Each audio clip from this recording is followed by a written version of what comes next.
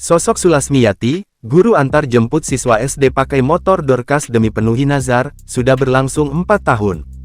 Inilah sosok Sulasmiyati, guru SD di Pangalengan, Kabupaten Sampang, Jawa Timur, viral di media sosial karena kemuliaannya terhadap para siswanya.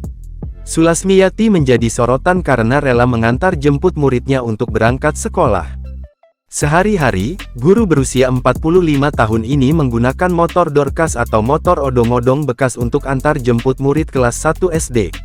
Rutinitas pelayanan antar jemput muridnya itu sudah dia lakukan 4 tahun belakangan ini. Diketahui, Sulasmiyati mengajar di SDN Pangeranan 1 Kota Bangkalan, Madura.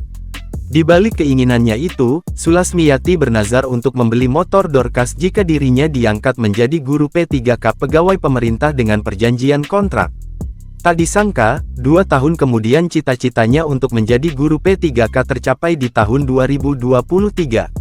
Alhamdulillah, Allah mencatat, saya diterima P3K di tahun 2023, ujar Sulasmiyati dikutip dari tribunmadura.co, Rabu, tanggal 21 Agustus tahun 2024. Meski hanya membeli kendaraan bekas, saat itu kondisi mesin motor Dorcas milik Sulasmiyati masih layak digunakan untuk berkeliling antar jemput muridnya.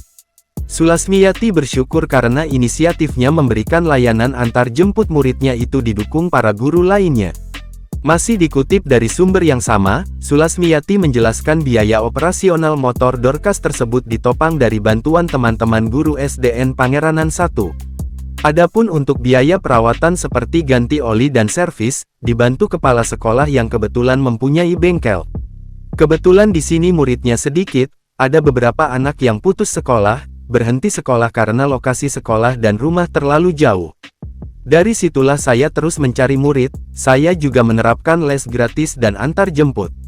Jumlah murid sedikit karena kalah bersaing dengan SD-SD di pinggir jalan, papar Sulasmiyati.